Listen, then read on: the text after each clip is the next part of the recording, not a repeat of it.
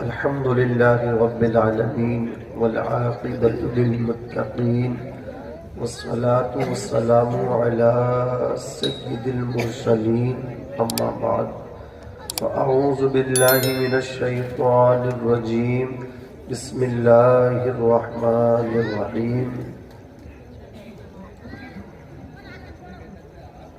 وَقَضَى رَبُّكَ أَلَّا تَعْبُدُوا إِلَّا إِيَّاهُ وَبِالْوَالِدَيْنِ إِحْسَانًا إِمَّا يَبْلُغَنَّ عِندَكَ الْكِبَرَ أَحَدُهُمَا أَوْ كِلَاهُمَا فَلَا تَقُل لَّهُمَا أُفٍّ وَلَا تَنْهَرْهُمَا وَقُل لَّهُمَا قَوْلًا كَرِيمًا واخفض لهما جناح الذل من الرحمة وقل رب ارحمهما كما ربياني صغيرا آمنت بالله صدق الله مولانا العظيم لي خمسة أطفي بها حر الوباء الحاتمة المصطفى والمرتضى وابناهما والفاطمة وببركة إن الله وملائكته يصلون على النبي يا أيها الذين آمنوا صلوا عليه وسلموا تسليما الله رب محمد صلى عليه وسلم نحن عباد محمد صلى عليه وسلم صلاة و سلام علیکہ یا رسول اللہ صلی اللہ علیہ وسلم۔ آپ کو اگر کوئی دقت کوئی پریشانی نہ ہو تو میں آپ سے ایک گزارش ایک ریکویسٹ کر رہا ہوں، اگر آپ اسے قبول کر لیں تو اس حقیر پہ آپ کی نوازش ہوگی۔ آپ ادھر سے اٹھ کے سامنے آ جائیں، آ جائیں بالکل سامنے آ کر کے آپ بیٹھ جائیں۔ ہاں جی جی ماشاءاللہ۔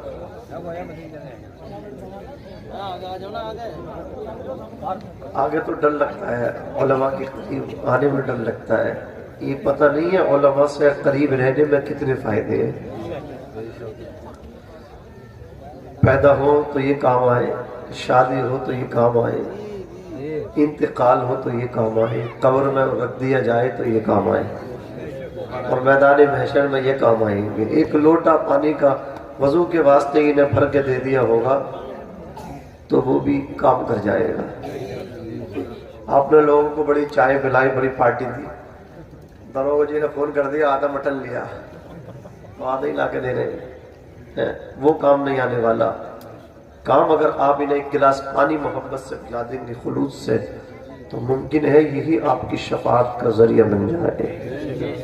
ابھی بہت اچھی تقریر ہماری جماعت کے ایک بلکہ میں کہوں محبوب العلماء اصاغر نواز قاری خوش الحال ماہر تجوید و بیان حضرت مولانا قاری محمد عابد علی صاحب قبلہ رضوی کی بہترین تقریر ہم نے اور آپ نے سب نے سماعت کی۔ اللہ ہم سب کو موصوف کی تقریر پر عمل کرنے کی توفیق عطا فرمائے، آمین۔ آپ دیکھ رہے نقیب اہل سنت برادری کبیر مولانا کلیم اشرف صاحب قبلہ اجملی آپ کو جگا رہے ہیں، اچھے اچھے اشعار سے نواز رہے ہیں، اللہ قبول فرمائے، کرم فرما۔ محب گرامی وقار حضرت علامہ مولانا انیس صاحب قبلہ وہ بھی جلوہ فروز ہیں، اور قاری عابد صاحب قبلہ کے مدرسے سے تشریف لائے مجھاری سے حضرت قاری محمد فہیم صاحب، بھراولی سے تشریف لائے حضرت قاری عبدالوہاب صاحب، شاعر خصوصی حضرت قاری اسلام صاحب، جملہ علماء حفاظ و قرہ یہاں جلوہ فروز ہیں۔ اللہ پاک سب کی حاضری قبول فرمائے، آمین۔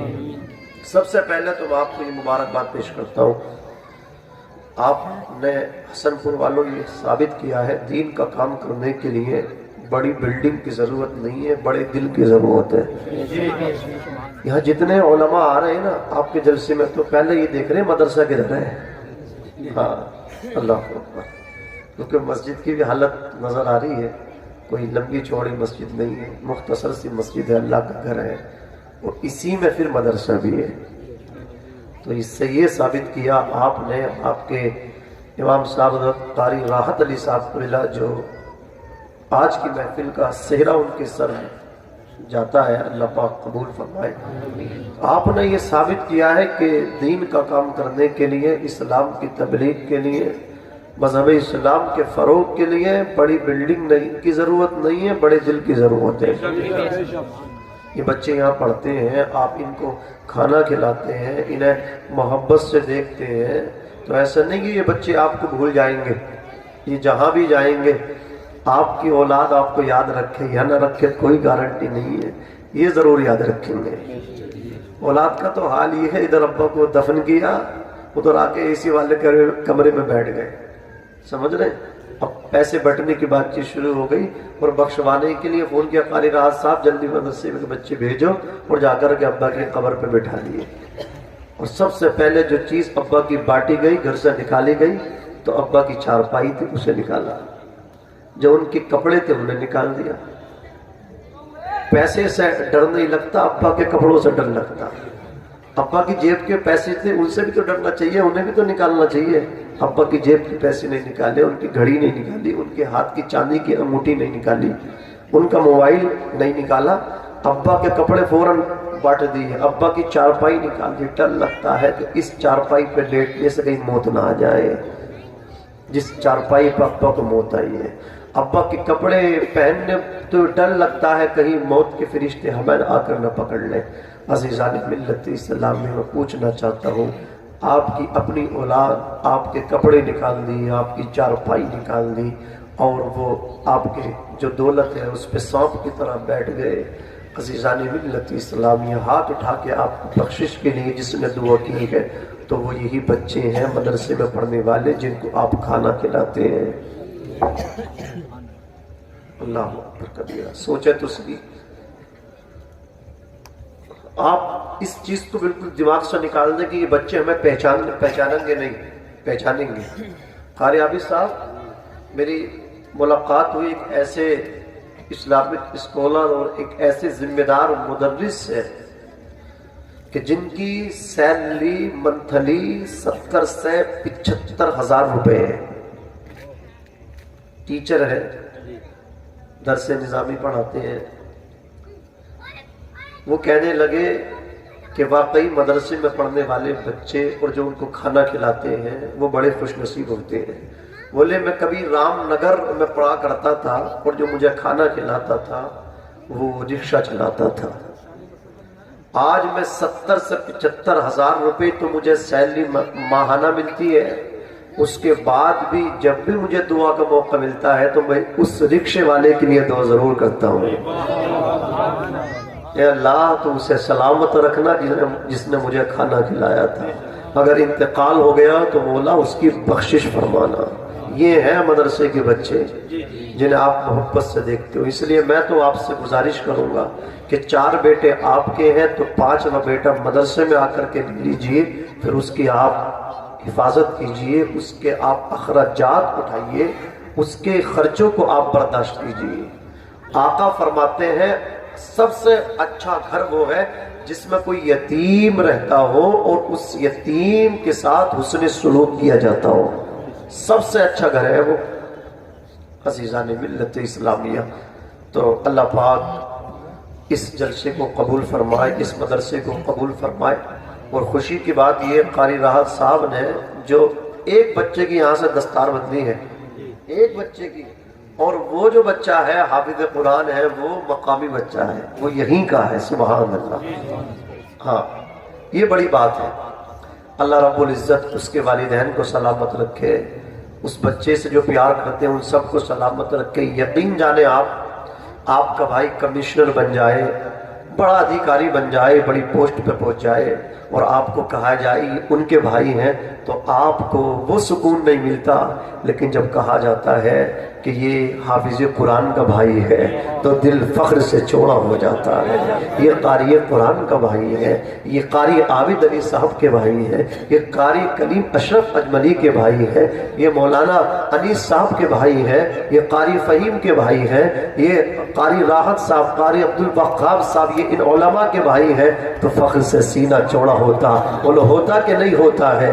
عزیزان ملت اسلامیہ، یہ مدرسے جو ہے نا یہ دین کے قلعے ہیں، خدا را ان کا خیال رکھنا۔ اللہ اکبر کبیرہ، یہ جو مدرسے ہیں نا یہ ہماری سانسوں کی طرح ہے، جب تک سانسیں رہتی ہیں نا انسان زندہ رہتا ہے، جب سانس بند ہو جاتی ہے آکسیجن نہیں ملتی ہے نا، اللہ اکبر۔ ابھی آپ نے دیکھا نا کرونا وائرس کے دور میں کیسی کیسی موت ہو رہی تھی، ہول سیل میں موتیں ہو رہی تھی، اللہ اکبر۔ ایک بات میں آپ کو بتاؤں عزیزان ملت اسلامیہ، ایک بستی کا سب سے بڑا مالدار، سب سے زیادہ زمین اس کے پاس، اللہ اکبر، اس کی رشتہ داریاں، اس کے ریلیشن بھی بڑے بڑے نیتاؤں میں، بڑے بڑے اللہ اکبر ادھیکاریوں سے اس کے ریلیشن ہے، رشتہ داریاں ہیں۔ عزیزان ملت اسلامیہ، بستی میں سب محفوظ رہے، لیکن اسی مالدار کو، اسی امیر کبیر کو کرونا اپنی چپیٹ میں لے گیا۔ جانتے بیٹے اس کے پاس تھے، کوئی بیٹا بھی اس کے پاس نہ جا سکا۔ یہ موت ہے صاحب، اللہ اکبر کبیرہ۔ اللہ سے ڈرتے رہنا چاہیے، موت کی تیاری کرتے رہنا چاہیے، اللہ اکبر کبیرہ۔ تو یہ سب کچھ جو ہے نا سانسوں کا کھیل ہے، سانسوں کی مالا ٹوٹے گی، زندگی سے ناتا ٹوٹ جائے گا، پھر جو دوسری زندگی ہے حضرات اس سے ہمارا رشتہ جڑ جائے گا۔ تو کہنا یہ چاہتا ہوں حضرات، یہ جو مدرسے ہیں یہ ہماری سانس کی طرح ہے، سانس بند تو ہم بیکار ہو گئے، ہم کسی کام کے نہ رہے۔ کفن میں لپیٹا، غسل دیا، چارپائی میں رکھا، گھر سے باہر رکھ کے نماز جنازہ کر کے قبرستان میں دفنا دیا، قبر میں دفنا دیا۔ اللہ اکبر، سانسیں ہیں تو ہم سلامت ہیں، سانسیں ختم تو ہم قبرستان پہنچ گئے، ہم اپنے گھر سے نکل گئے، ہم اپنے بچوں کو چھوڑ چلے، ہم اپنے بھائیوں کو چھوڑ چلے، ہم اپنے والدین کو چھوڑ چلے، ہم اپنے رشتہ داروں کو چھوڑ چلے۔ سارا کھیل سانسوں کا ہے، سارا گیم سانسوں کا ہے، سانس ختم تو ہم ختم۔ اللہ اکبر کبیرہ، ذرا تھوڑی سی آپ توجہ دیں، یہ جو مدرسے ہیں نا یہ ہماری سانس کی طرح ہے۔ جس دن یہ مدرسے بند ہو گئے، جس دن یہ مدرسے ختم ہو گئے، اللہ اکبر کبیرہ، جنازے رکھے رہیں گے، اللہ اکبر، کفن میں لپیٹ کے لوگ ان کو رکھ دیں گے، لاشوں سے بدبو آئے گی، تعفن پھیلے گا، کوئی نماز جنازہ پڑھانے والا بھی نظر نہ آئے گا، کوئی نکاح پڑھانے والا بھی نظر نہ آئے گا۔ یہ مدرسے کتنے امپورٹنٹ ہیں، یہ مدرسے کتنے ضروری ہیں، یہ مدرسے کتنے ضروری ہیں ہمارے لیے۔ اللہ اکبر، آپ ذرا دیکھیں، مسجد آباد ہے تو مدرسوں سے آباد ہے۔ حضرات، نماز مسجد میں ادا کی جاتی ہے، سکھائی مدرسے میں جاتی ہے، وضو مسجد میں جا کر کے کیا جاتا ہے، وضو کا طریقہ مدرسے میں بتایا جاتا ہے۔ بولو اگر سچائی ہو تو ذرا تڑپ کے کہہ دو یا رسول اللہ۔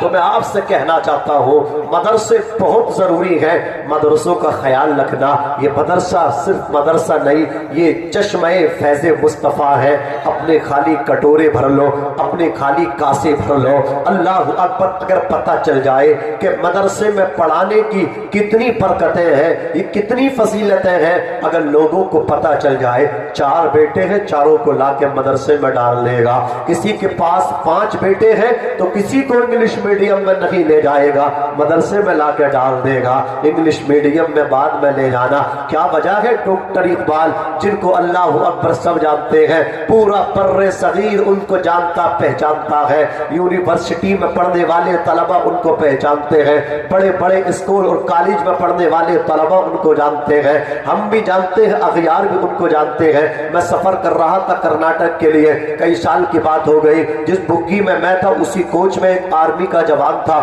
ان سے ہماری بات چیت شروع ہو گئی۔ اللہ اکبر، 44 سے 45 گھنٹے کا سفر تھا۔ اللہ اکبر کبیرہ، جب ہماری بات چیت شروع ہوئی انہوں نے کہا مولانا آپ کیا کرتے ہیں؟ میں نے کہا بھائی میں دھارمک پروگرام کرتا ہوں، میں اپنے آقا کی حدیث سناتا ہوں، میں قرآن بتاتا ہوں، اللہ اکبر کبیرہ، نماز کے بارے میں بتاتا ہوں، اپنے مذہب کے بارے میں بتاتا ہوں۔ اس نے کہا میں مسلمان نہیں ہوں، میں اللہ اکبر، میرا تعلق دوسرے مذہب سے ہے، لیکن سنیے اللہ اکبر کبیرہ، جب ہمارے हमारे कमांडर को खतरा होता है हमारी जान जाने का, तो हम में विश्वास लाने के लिए, हम में जोश भरने के लिए, हम में देश पर मर मिटने का जज्बा पैदा करने के लिए एक तराना गुनगुनाया जाता है। मैंने कहा बताना वो तराना कौन सा है? अल्लाह अकबर, वो तराना किसी और का नहीं, डॉक्टर इकबाल कलंदर लाहौरी के कलम से निकला हुआ तराना है। कौन सा तराना है? उस आर्मी के जवान ने कहा था, जब हम अपनी जाने का डर होता है तो देश पे जान देने के लिए,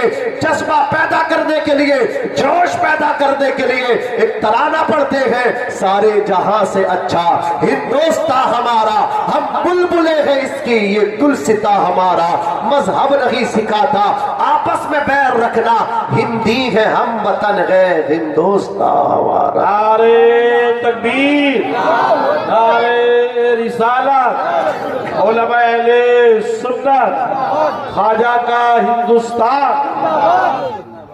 सिर्फ सुनाने नहीं आया हूं, बल्कि मैं चाहता हूं कुछ हमारे भाई आज अमल करने की नियत से मेरी बात सुने और इस पर अमल करें।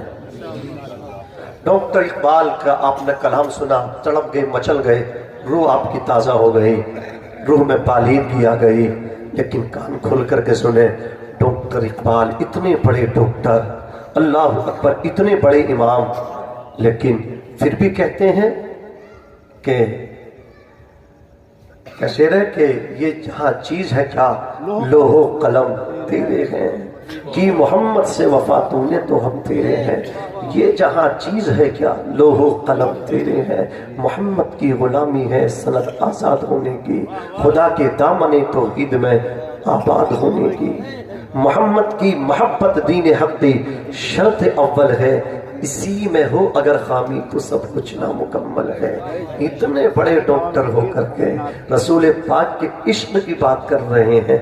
आज का नौजवान लड़का देखो, थोड़ा सा पढ़ लिख जाता है, डिग्री करके आता है, तो फिर वो अपने दीन से बगावत की बात करता है, फिर उससे कुरान की बात अच्छी नहीं लगती, फिर वो उलमा को देखता, कहता इनका काम तो डराना है। नाजरीन याद रखें, इतने बड़े डॉक्टर होकर के फिर भी आका के इश्क की बात कर रहे हैं। क्या वजह है? वजह ये है, आज का जो नौजवान लड़का अल्लाह अकबर डिग्री हासिल करके जो अपने दीन से बगावत की बात करता है, फर्क ये है कि उसके पास सिर्फ दुनियावी एजुकेशन है, उसके पास सिर्फ दुनियावी डिग्री है। डॉक्टर इकबाल के पास दुनियावी डिग्री बाद में आई, कुरान उनके माँ बाप ने पहले पढ़ा दिया था, वो डॉक्टर बाद में बने, वो यूरोप जाकर के बाद में तालीम हासिल किए। इश्क रसूल उनकी माँ ने पहले उनको गुत्थी में रख दिया था। हमें चाहिए कि अपने बच्चों को डॉक्टर बाद में, आशिक रसूल पहले बनाए। डॉक्टर बिक सकता है, मास्टर बाद में बनाए, आशिक रसूल पहले बनाए। मास्टर बिक सकता है, इंजीनियर बेटे को बाद में बनाए, आशिक रसूल पहले बनाए। इंजीनियर बिक सकता है, अपने बेटे को वकील बाद में बनाए, आशिक रसूल पहले बनाए। वकील बिक सकता है, आशिक मुस्तफा को कोई खरीद नहीं सकता। वो नबी के नाम पे बिक चुका है, जब तक बिके न थे कोई पूछता न था, तुमने हमें खरीद के अनमोल कर दिया। आशिक रसूल बनाए, इश्क रसूल। आज दिल होता है, तन्हाई में जाते हैं। मैंने तो एक मीटिंग रखी अपनी बस्ती में, अल्लाह अकबर, शादी आ गई और खानदान में शादी आ गई, इत्तेफाक से घर रहना हो रहा है, अल्लाह अकबर कबीरा, तो वो शादी मौजूदगी में आ गई। मैंने कभी बारात में मुझे ले जाओगे? कहा आपको जाना पड़ेगा, वालिद साहब का इंतकाल हो गया है, तो अब जिम्मेदारी बहुत आ गई है, तो हर अच्छी बुरी बात में वो लोग में याद करते हैं, बुलाते हैं, अजीज़ाने मिल्लत इस्लामिया। मैंने कहा कितनी बड़ी बदनामी है, तुम लोग डीजे लेकर के जाओगे, बताओ मैं किस मुंह से आपके साथ बारात में जाऊं? अल्लाह अकबर कबीर। आप किसी भी आलिम को फोन लगाओ, उनसे मालूम करो, मेरा नहीं आप अपना मालूम करो, जिस बारात में डीजे जाए उसमें हम शिरकत करें या ना करें, हमारा शिरकत करना आया कैसा है, صحیح ہے یا غلط ہے؟ کہا ٹھیک ہے، اللہ اکبر۔ انہوں نے کہا پھر کیا چاہتے ہیں؟ میں نے کہا یہ نہیں جانا چاہیے۔ بولے ٹھیک ہے یہ نہیں جائے گا۔ اللہ اکبر۔ بات کی گئی دولہے کے بھائی سے، بولے حضرت شادی کے بعد میں میلاد شریف پڑھ لینا۔ میں نے کہا تمہاری میلاد کا بھوکا نہیں ہو، اللہ کا فضل ہے، بڑی بڑی دور جاتا ہوں، اڑیسہ بنگال بہار سب میں جاتا ہوں، اللہ کے فضل سے اپنے نبی کی نعت پڑھتا ہوں، تقریر کرتا ہوں، اللہ کا ذکر کرتا ہوں۔ لیکن یاد رکھو میں آپ کو بتانا چاہتا ہوں میلاد شریف بعد میں نہیں، میلاد شریف پہلے ہوگی، اس لیے کہ جو یہ بارات جائے گی یہ صدقہ میلاد شریف کا ہے، یہ جو شادی ہوگی یہ صدقہ میلاد کا ہے، یہ جو آسمان ہے یہ صدقہ میلاد کا ہے، یہ جو زمین ہے صدقہ میلاد کا ہے، برگ و ثمر صدقہ میلاد کا ہے، جن میں بشر صدقہ میلاد کا ہے، حور و غلمہ صدقہ میلاد کا ہے، کائنات کا ذرہ ذرہ سب کچھ صدقہ میلاد کا ہے۔ ارے جو سب کچھ میلاد کے صدقے میں بنا وہ میلاد تو پیچھے کر رہا ہے، اللہ اکبر ڈی جے پہلا کر رہا ہے۔ نادان اگر تو صحیح معنی میں سمجھتا، میرے امام تو یہ کہتے ہیں زمین و زماں تمہارے لیے، مکین و مکا تمہارے لیے، چنین و چنا تمہارے لیے، بنے دو جہاں تمہارے لیے، ہم آئے یہاں تمہارے لیے، اٹھے بھی وہاں تمہارے لیے، تمہاری چمک تمہاری دمک تمہاری مہک، زمین و فلک سماق و سمک مسک کا نشان تمہارے لیے، جناب چمن چمن میں سمن سمن میں بھون بھون میں دلہن، سزائے مہن ایسے مہن، یہ امن و اما تمہارے لیے، خلیل و نجی مسیح و صفی سبھی سے کہیں، سارے بول دے سارے محبت سے سبحان اللہ، خلیل و نجی مسیح و صفی سبھی سے کہیں نہ بنی یہ بے خبری کہ خلق پھری کہاں سے کہاں تمہارے لیے۔ اور اب میں آپ کو وظیفہ دے رہا ہوں مقطع کی شکل میں، جو میں اولادہ بیٹھا ہوں وہ اس اللہ اکبر شعر کو گنگنانے لگے، تنہائیوں میں وہ اس شعر کو پڑھا کرے۔ اللہ اکبر۔ پرسوں حضور منانی میاں کے ساتھ پروگرام میں شرکت ہوئی، میں نے تقریر کی، بعد میں حضور منانی میاں نے کہا کہ اس شعر کو پڑھا کرو۔ وہ کہتے میں موریشس گیا، وہاں جس کے گھر میں ٹھہرا بہت مالدار تھا، وہ رونے لگا، رو کر کے کہنے لگا حضور اس دولت کا کیا ہوگا، مرنے کے بعد یہ دولت کہاں جائے گی، میرا تو نام بھی نہیں چلے گا، دولت بہت ہے لیکن بے قرار رہتا ہوں، مضطرب رہتا ہوں، پریشان رہتا ہوں، میرے بعد یہ دولت استعمال کون کرے گا، حضور میرے یہاں اولاد نہیں ہے۔ اللہ اکبر کبیرہ۔ منانی میاں نے کہا، اللہ اکبر، نبیر اعلیٰ حضرت نے کہا کہ تم میرے دادا کا یہ شعر پڑھ لیا کرنا، ثواب چلے کہ باغ پھلے، وہ پھول کھلے کہ دل ہو بھلے، لیوا کے تلے سنا میں کھلے، رضا کی زبا تمہارے لیے۔ اللہ اکبر۔ کہتے چند سالوں کے بعد پھر میں موریشس پہنچا، اسی کے مکان میں اللہ اکبر ٹھہرنے کا موقع ملا، اسی کے مکان پہ قیام گاہ تھی۔ اللہ اکبر۔ وہ کہتے جب میں ٹھہرا تو اس نے اللہ اکبر کپڑے میں لپیٹ کے بچہ لا کے میرے قدموں میں ڈال دیا۔ حضور منانی میاں نے کہا یہ کیا ہے؟ اس نے کہا جو آپ چند سال پہلے آئے تھے اور آپ وظیفہ بتا کر کے گئے تھے کہ اعلیٰ حضرت کے لکھا ہوا یہ شعر پڑھ لیا کرنا، جب سے میں نے یہ شعر پڑھا برکتیں مجھے بھی ملی، اللہ نے چاند جیسا بیٹا عطا کر دیا ہے۔